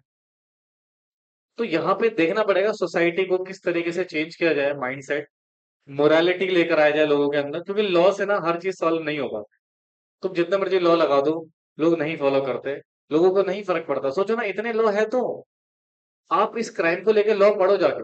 ये ब्रिजेश सर से पूछ रहा हूँ, बताएं कि सेक्शन 376 को डिटेल में, बहुत खतरनाक प्रोविजंस भी है उसमें, बट फिर भी क्राइम तो हो रहा है। तो इसका मतलब law is not a solution. तो समाज में एक मोरालिटी का कल्चर जरूरी है। अब तुम अगर इस तरीके से समाज को डेवलप करोगे, जैसे आप देखते हो ना, छोटे छोटे बच्चे जो डांस कर रहे हैं टीवीज में, बच्चियां, छोटी छोटी लड़कियां, के डांस मूव देखो आप, ठीक है? समाज में एक ऐसी, जैसे मान लो किसी लड़के एडवर्टीजमेंट आता है, ऐसा कोई एड बताओ जो इसमें बॉयज का एड हो, इसमें गर्ल्स ना हो। शेविंग कर रहा है, शेविंग क्रीम का एड आ रहा है, उसमें भी लड़की है। राइट, अंडरवेयर का ऐड आ रहा है, उसमें भी लड़की। अबे उसमें उसकी क्या जरूरत है? परफ्यूम का ऐड आ रहा है, उस मतलब आप बॉयज के माइंड सेट में एक चीज डालो, तो लड़के ही है जो है, और लड़के is a slave of girls. इतना ज्यादा एग्रेसिव बना रखा है, तो इसलिए बेटा ये सारी चीजें होती हैं। बहुत इम्पैक्ट पड़ता है सब समाज में इन सब चीजों में। ठीक है, आपने लड़कों को दिखा दिया उपभोक्ता, उपभोग कर रहा है, वो सच में कर रहा है। मैं आपको मजाक नहीं कर रहा हूँ, इस तरीके के एडवर्टीजमेंट का मानसिकता पे कितना असर पड़ता है। आप मुझे एक एडवर्टाइजमेंट बताओ जिसमें लड़का अकेला आया हुआ ऐड करने के लिए। कोई सा भी ऐड हो उसमें कोई ना, जैसे स्टिंग का ऐड आएगा, उसमें भी लड़की है। तो शेविंग क्रीम वाले में अगर मैं एडवर्टीजमेंट लेके आ रहा हूं, उसमें लड़की की क्या जरूरत है दोस्त? उसमें भी तुम एक गर्ल दिखा रहे हो। मतलब आप ये दिखा रहे हो कि लड़के की जिंदगी शुरू किससे हो रही है, खत्म किस पे हो रही है, उसे और कुछ दिख ही नहीं रहा है। ये समाज का कल्चर है। फिर तुम सडनली कोई बहुत बड़ा क्राइम हो जाता है, फिर तुम चीखने चिल्लाने लग जाते हो, रोडों पे आ जाते हो, क्या होगा उससे? कुछ नहीं होगा। कितने केस हुए, तो निर्भया मर्डर केस नहीं हुआ था दिल्ली में, फिर उसके बाद क्या हो गया? कुछ नहीं हुआ। तो इसलिए समाज को एक मोरालिटी वैल्यू देनी पड़ेगी, स्त्रियों की इज्जत करना सिखाना पड़ेगा, एक घर से शुरुआत करनी पड़ेगी, है ना? ताकि आप सामने वाले व्यक्ति को वासना की नजर से ना देखो। आपकी नजर में सामने वाले की रिस्पेक्ट होनी चाहिए। वो है ही नहीं, हमारे समाज में कहाँ है? नहीं है। आप, कोई लड़की अगर अकेली जा रही होगी, चार लड़के वहां पे खड़े होंगे, आप देख लो, मजा ले, वो वहां से सही से जा पाए, कुछ ना कुछ कमेंट्स तो उसके ऊपर जाएगा। क्यों? क्योंकि उनको लग रहा है लड़की ही सब कुछ है। उनकी लाइफ का टारगेट ही लास्ट क्या होता है? होता है कि नहीं होता? यस, अल्टीमेट टारगेट ही क्या है? लड़की। तो ये प्रॉब्लम है बेटा। जब तक ये प्रॉब्लम ठीक नहीं होगी ना, क्राइम नहीं ठीक होगा। ऐसे ही केस आते रहेंगे, कभी कोई उत्तराखंड में केस होगा, कभी कोई कोलकाता में केस होगा, कोई दिल्ली में केस होगा। राइट। बाकी मैं तो आपसे बोलूंगा कि अगर कोई आपके साथ ऐसी हरकत करता है, मार दो साले को। सिंपल। अपनी सुरक्षा खुद करो, क्योंकि लॉ, सरकार आपके लिए कुछ नहीं कर सकती दोस्त। ठीक है, वो प्रूफ होगा तो उसको सजा होगी, प्रूफ नहीं होगा, पता नहीं वो केस कब तक लटके रहेगा। और कभी कभी क्या होता है, कुछ इनोसेंट पर्सन के ऊपर केस हो जाता है, वो फंस जाते हैं, उनकी जिंदगियां कट जाती है जेलों में, है ना? तो लॉ के भरोसे तुम अगर रहोगे ना, तो समाज कभी नहीं सुधर सकता, डेवलप नहीं हो सकता दोस्त। आप अभी यहाँ दुनिया मर्जी कर लो, सरकार ने अगर और खतरनाक लॉ बना दिए, कल को समाज में और दिक्कतें होंगी। समझ रहे हो? तो ये, इस चीज का सोल्यूशन क्या है, इस पे सरकार को देखना पड़ेगा, इस पे सोच विचार करना पड़ेगा। तुरंत इंस्टेंट कोई फैसला इसके ऊपर नहीं ले सकती सरकार। ठीक है, हाँ, जनता प्रेशर बिल्ड करेगी, जो कर रही है, उसकी वजह से हो सकता है गवर्नमेंट कुछ लॉ में चेंज कर दे या कुछ करे, बट अगेन उसका कोई सोल्यूशन नहीं है दोस्तों। देखो ना, अभी वहां पे आपने केस सुना, तुरंत ही एक केस उत्तराखंड से आ गया, तुरंत ही एक केस एक जगह से और आ गया। मतलब वो लड़की प्रोटेस्ट में से जा रही थी, प्रोटेस्ट करके, इस केस के प्रोटेस्ट करके जा रही थी, उसका गैंगरेप हो गया। अब तुम खुद सोचो, लोगों की मानसिकता चेंज हुई कहाँ? आपके प्रोटेस्ट करने से, आपके स्टेटस लगाने से कुछ भी नहीं हुआ। तो इसलिए थोड़ा सा समाज में मोरालिटी की वैल्यू डेवलप करनी पड़ेगी। आपको क्या लगता है? देखो ना, इंडिया सोसाइटी तो फिर भी पर्दे में रहते हैं यहाँ पे लोग, यूएस में क्यों हो रहे रेप? जबकि वहां तो ये कल्चर बहुत मॉडर्न है। अगर आप डेटा निकालोगे, सबसे ज्यादा रेप कहाँ हो रहे हैं? यूएस में। जबकि वहां तो देखा जाए तो रिलेशनशिप आज वेरी नॉर्मल। अगर वहां पर इंटीमेसी का अगर रिलेशन देखा जाए तो बहुत नॉर्मल है। Peoples are don't care about all this, but still वहां पे सबसे ज्यादा डेटा है। क्यों है? मानसिकता तो वही है ना दोस्त। तो जब तक एक समाज में मोरालिटी, इंडिया में पहले क्यों नहीं होते थे ये सारे घटिया क्राइम्स, इंडिया में पहले क्यों नहीं होते थे? क्योंकि हमारा समाज एक वैल्यूड वाला समाज था, जहां पर हर किसी की वैल्यू करे जाते हैं। समझ रहे हो ना? तो हम उन वैल्यूज को अडॉप्ट करना ही भूल गए। तो इसलिए लोगों की मानसिकता ऐसी हो गई है और ऐसे क्राइम होते हैं फिर। उस दिन जब मैं वो उसके पेरेंट्स की बात सुन रहा था, मेरा तो भाई साहब रोंगटे से खड़े हो गए। जिस तरह से उन्होंने वहां पर हरकतें करी हैं, आई डोंट थिंक सो कि वो कैसा दाना हो जाता होगा लोगों के अंदर जो वो इस हद तक गुजर जाता। तो भैया मैं तो आपको एक ही बात बोलूंगा कि you have to respect other peoples. जैसे हम अपनी सिस्टर्स की रिस्पेक्ट करते हैं वैसे ही दूसरों के भी करते हैं। रिलेशनशिप एक अलग चीज है ना? बट ये तो एक बहुत ही हीनियस क्राइम हो गया ना सोसाइटी में। इसलिए बेटा लॉ का ना नहीं है यूज होता। लॉ बना ना, निर्भया के बाद बना तो कैपिटल पनिशमेंट में डाला इसको, बट क्या फायदा हुआ उसका? क्या क्राइम रुक गया? नहीं रुका। उत्तराखंड में हुआ, गेस्ट हाउस में हुआ था केस। अभी ये हो गया कोलकाता वाला। कहाँ हो तुम? कहीं पर भी नहीं है दिक्कत। जहां भी जा रहे हो आप खुद सोचो ना, आप गर्ल्स हो, आप जब रोड पे चलते हो, राइट, तो आपने ऐसा कोई दिन नहीं रहा होगा जहां पर आपने ये फील ना करा हो कि किसी व्यक्ति ने आपके ऊपर कमेंटबाजी ना करे। रहा है ऐसा? तो फिर हम अपने आसपास के माहौल ही देख लो ना, कैसा माहौल है। तो वो थोड़ा सा बॉयज की रिस्पॉन्सिबिलिटी है इतनी कि वो एटलीस्ट अपने माइंड सेट को देखो। हम दुनिया को तो ठीक नहीं कर सकते, हम खुद को तो ठीक कर सकते हैं। हम अपनी मेंटालिटी तो चेंज कर सकते हैं, है ना? अब तुम, और दूसरी मैं आपसे कहता रहा हूँ, इसमें टीवी सीरियल्स की गलती है, इनमें इंस्टाग्राम पे रील बनाने वालों की गलती है, क्योंकि आपने, मैंने कहा ना, आपने बॉयज का टारगेट ही क्या फिक्स करा हुआ है? गर्ल्स तक ही उसका टारगेट फिक्स कर दिया है कि तेरे लाइफ का अंतिम मकसद ही क्या है? गर्ल है। तो फिर ठीक है, वो गर्ल ही उसका टारगेट बनी हुई है। ये प्रॉब्लम है दोस्त। खैर जो भी है, ये समझ आया था मैं। होप्स हो कि जो एक्चुअल क्रिमिनल्स हैं उनको सजा मिले, और ऐसी सजा मिले कि समाज याद रखे कि हाँ इन क्राइम का क्या अंजाम होता है। अच्छा देखो यहाँ पे क्या लिखा हुआ है, नंबर ऑफ इंडिपेंडेंट डायरेक्टर। क्या कंपनी एक्ट के हिसाब से तो मैं पढ़ा चुका हूं आपको, दिस इज डन। बोलो बच्चों। या अब यहाँ पर सेबी के कुछ एलओडीआर रेगुलेशन है 2015 को लेके। इधर देखो, कह रहा है सर सेबी में अगर मैं, अच्छा सेबी सिर्फ किस में अप्लाई होगा? लिस्टेड कंपनीज में। कौन सी कंपनी में बेटा? लिस्टेड कंपनीज में कह रहे हैं। कह रहा है sir where chairman is non executive director. अगर आपकी कंपनी में जो चेयरमैन है, कौन है बेटा? चेयरमैन है, वो क्या है? नॉन एग्जीक्यूटिव डायरेक्टर है। तो आपको कितने आईडी रखने पड़ेंगे अपने बोर्ड में? At least one third of total director, ठीक है। दूसरा, where chairman is not a regular, या फिर क्या बेटा, ये नॉन एग्जीक्यूटिव डायरेक्टर, क्या बेटा, नॉन एग्जीक्यूटिव डायरेक्टर नहीं है, सॉरी। तो उस केस में कितना, 50% आपको कम से कम क्या चाहिए बेटा? इंडिपेंडेंट डायरेक्टर चाहिए। अच्छा आगे देखो क्या है, if where chairman is non executive director and promoter or is related to any promoter or person occupying management position at level of board of director below the, that is one level below the board, that is half। अभी क्या situation है देखो, listed company में कुछ special provision है LODR के, वो applicable हो जाएंगे। कौन सी कंपनी है बेटा? लिस्टेड कंपनी, ठीक है। बोलो बच्चों। हाँ, लिस्टेड कंपनी में हम यहाँ पढ़ने वाले हैं सेबी के एलओडीआर रेगुलेशन। कौन सी रेगुलेशन बेटा? एलओडीआर रेगुलेशन 2016, ठीक है। बोलो जी। अब ये कह रहा है सर अगर कंपनी में, केस नंबर वन, अगर कंपनी में जो चेयरमैन है, कंपनी का जो कौन है बेटा? चेयरमैन है, ये डायरेक्टर है कौन सा वाला? Non executive director, sorry.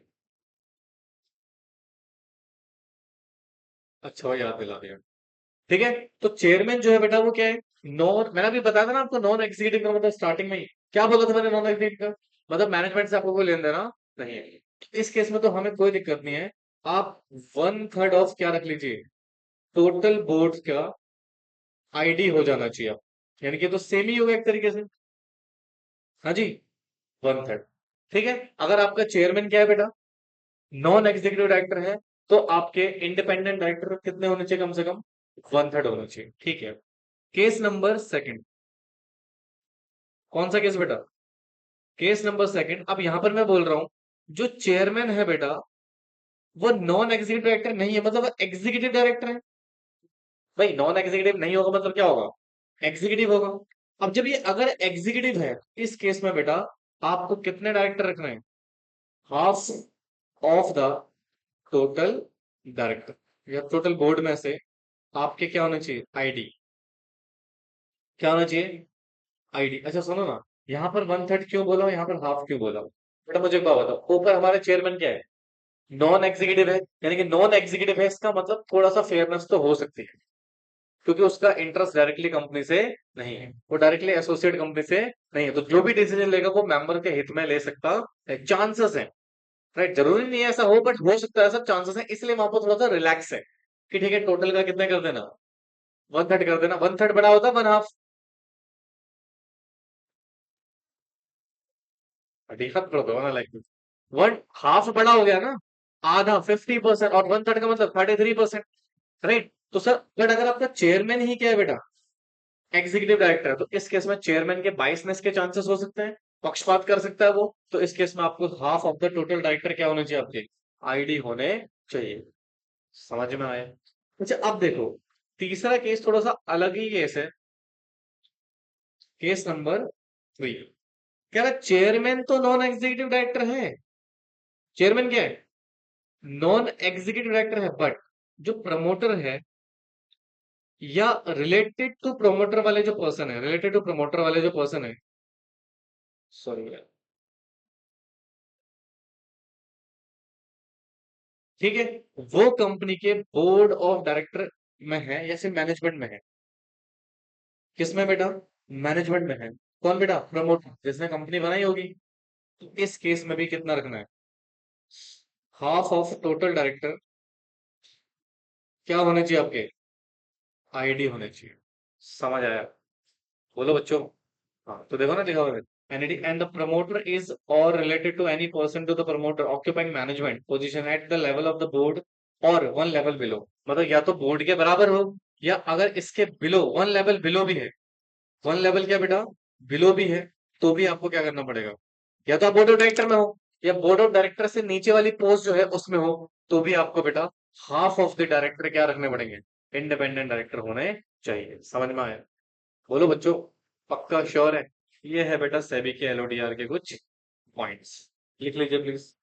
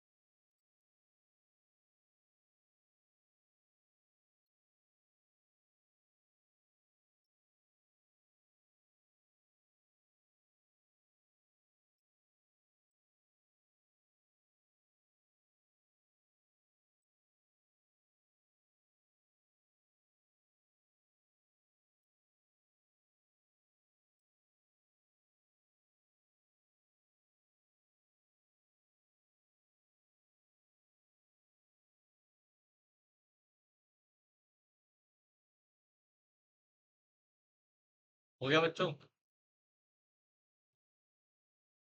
समझ में आ रहा तुम्हारे कुछ? अगेन अभी हमने सिर्फ अपॉइंटमेंट से रिलेटेड सिचुएशन डिस्कस करी है। अभी तो कंडीशन शुरू ही नहीं। ठीक है, अभी हम सिर्फ क्या पढ़ रहे हैं? अपॉइंटमेंट से रिलेटेड सारी चीजें। हाँ जी, जाओ जाओ। और अभी से तुम्हें प्यास लगना शुरू हो गई। मतलब जैसे मान लो बोर्ड ऑफ डायरेक्टर के अगली जो पोस्ट है, वो मान लो आपकी जनरल मैनेजर की है। तो आप कंपनी में क्या हो? जनरल मैनेजर हो, तो वन लेवल बिलो हो गया ना। ठीक है।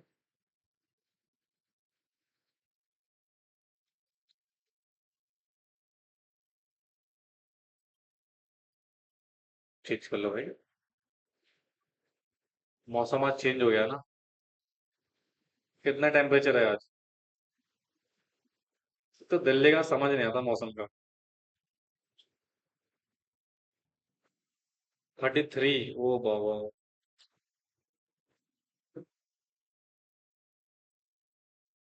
अगस्त के महीने में भी 33 डिग्री सेल्सियस?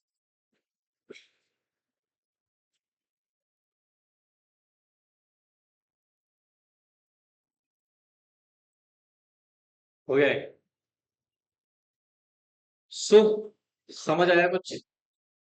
तो यहाँ पे बेसिकली अपॉइंटमेंट से रिलेटेड सिचुएशन हमने क्या कर ली, डिस्कस कर ली। एक क्वेश्चन लिखो, फिर आगे शुरू करें। क्वेश्चन लिखो। और जितने भी लोग यूट्यूब से लेक्चर देख रहे हैं दोस्तों, आपको भी क्वेश्चन लिखना है, ठीक है? ऐसा मत लिखा करो तुम लोग। लिखो। 1 सेकंड हो गया दोस्त। लिखो।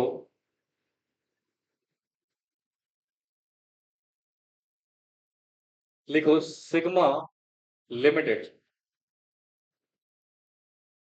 Sigma limited a company. Sigma limited a company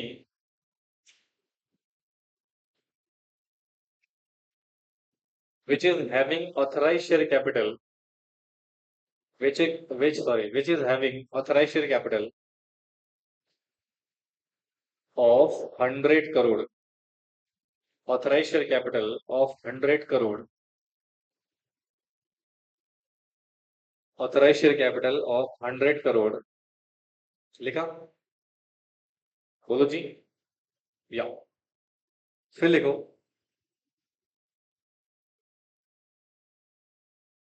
Company engaged in a business. Company engaged in a business of steel manufacturing.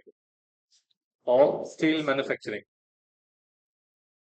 Of steel manufacturing.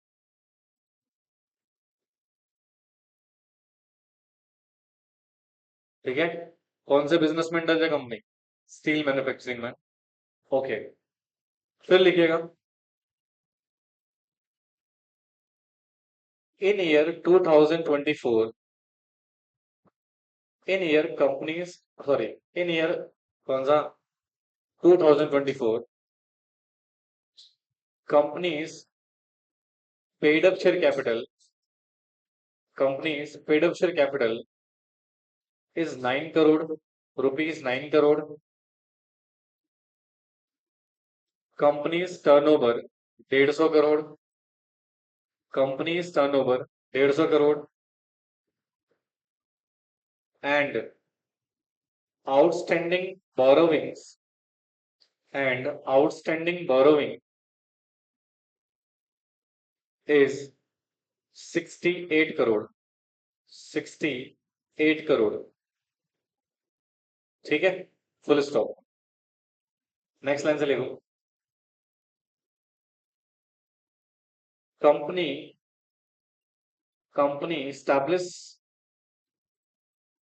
A audit committee, company establish a audit committee under section 177, under section 177 having total directors, having total directors 12, 12, total directors 12, full stop. Next line से लिखो, board of director of company, board of director of company need your advice, need your advice for appointment of ID, need your advice for appointment of ID, full stop. बताओ।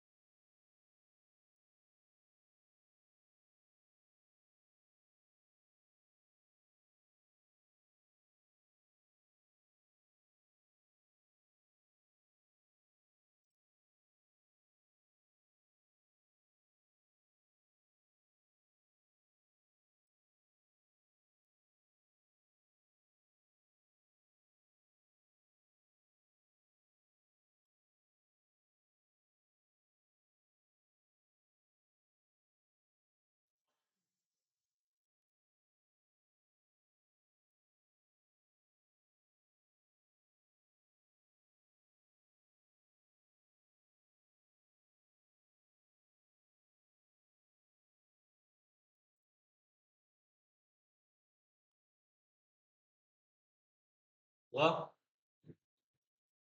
Hello.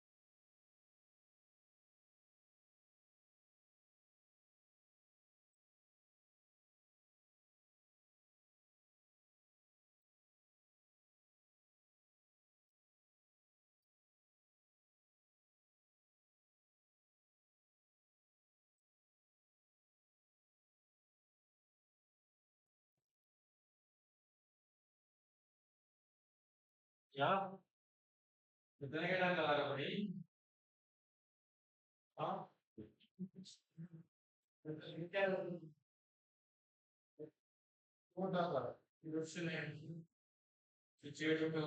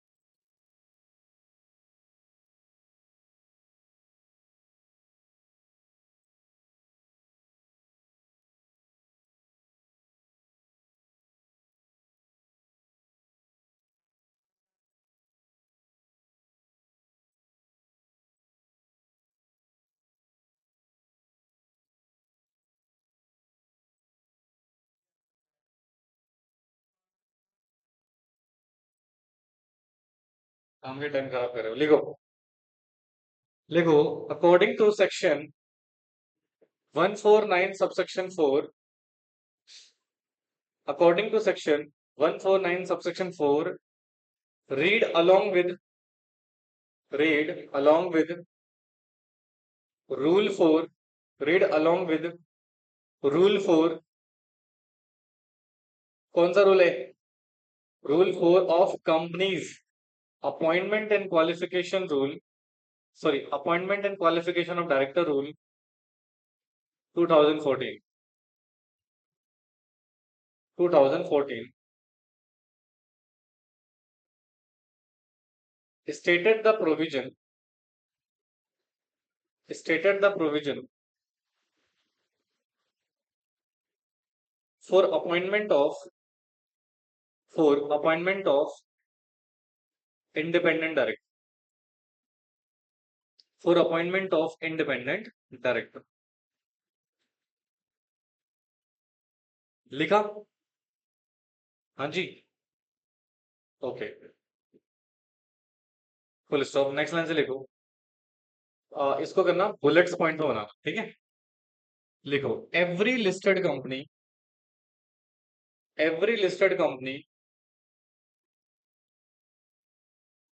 must have one third of must have one third of total directors ID. आप लोग पूरा लिखना independent director. मैं ID बोलूंगा जरूर, आपको full form लिखना उसका, ठीक है? और कोशिश करना एग्जाम में किसी भी प्रकार का शॉर्ट फॉर्म शॉर्टकट ना लिखें, पूरा ही लिखना है आपको, ठीक? बोलो जी। या दूसरा पॉइंट लिखो बुलेट पॉइंट बना के। Every unlisted public company every unlisted public company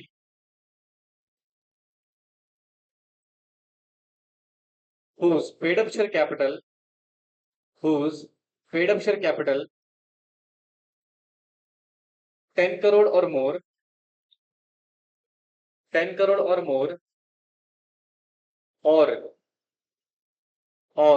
turnover 100 crore और मोर, रुपीज में लिखना है सारा, 100 करोड़ और मोर, और एक्सीडिंग लोन्स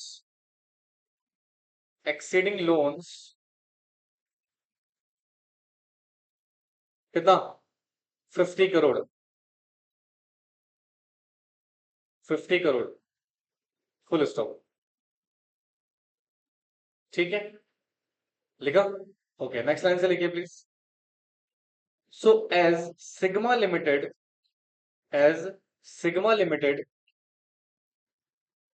ब्रैकेट में लिख लेना अनलिस्टेड, ये अज्यूम करा आपने, ठीक है। सिग्मा लिमिटेड ब्रैकेट में लिख देना unlisted, bracket close, having paid up share capital 9 crore और more, sorry 9 crore, having paid up share capital 9 crore,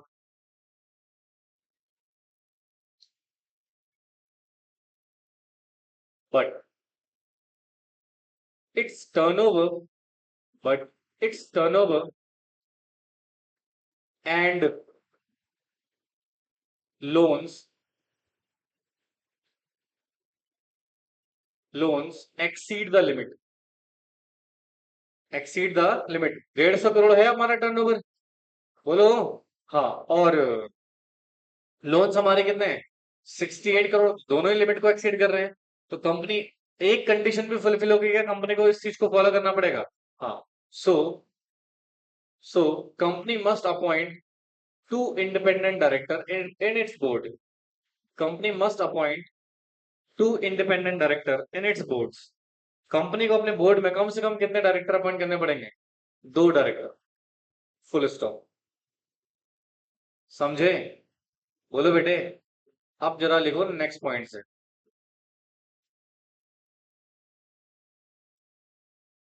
next point से लिखो, as company constituted, as company constituted audit committee, as company constituted audit committee under section 177, under section 177, having director कितने थे, 12, having director 12,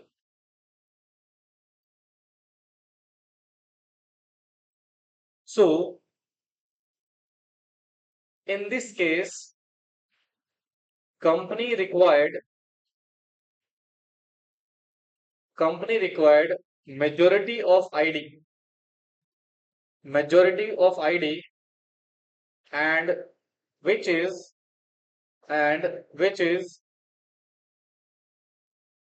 कितना, 7, या ओहो भाई, section 149 subsection 4 कितना कह रहा है, 2, और आईडी के, अगर मैं सॉरी ऑडिट कमेटी के प्रोविजन के हिसाब से देखो तो हमें कितने आईडी की जरूरत है, 7 आईडी, तो क्या 2 अपॉइंट करने पड़ेंगे, 7, फुल स्टॉप। नीचे लिखो नेक्स्ट लाइन से, so in this case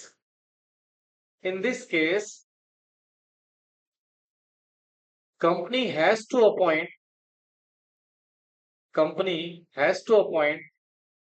7 independent director, 7 independent director as higher number, as higher number,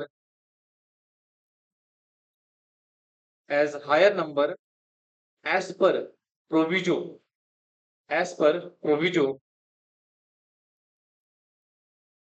proviso of subsection 4, of subsection 4 of section 149, subsection 4 of section 149, full stop। समझ आया, so this is your answer. ठीक है, एक बार घर जाके please इसको दोबारा खुद से ट्राई करें, ठीक है। और कुछ क्वेश्चंस मैं आपको भेजूंगा, देखो मैं आज ना आगे क्लास इसलिए नहीं करा रहा क्योंकि अगर कंडीशन शुरू करूंगा वो खत्म नहीं होगी, और मैं चाहता हूँ एक ही दिन में उसको क्या करें, फिनिश करें। इसलिए आज के लिए हम इतना ही करेंगे, बाकी कौन सा हम कब करेंगे बेटा, नेक्स्ट क्लास में, ठीक है। इसको एक बार ढंग से पढ़ के आइएगा, और मैं कुछ क्वेश्चंस आपको भेजूंगा, प्लीज उन क्वेश्चंस को जरूर ट्राई कीजिएगा, ठीक है। चलिए, थैंक यू सो मच।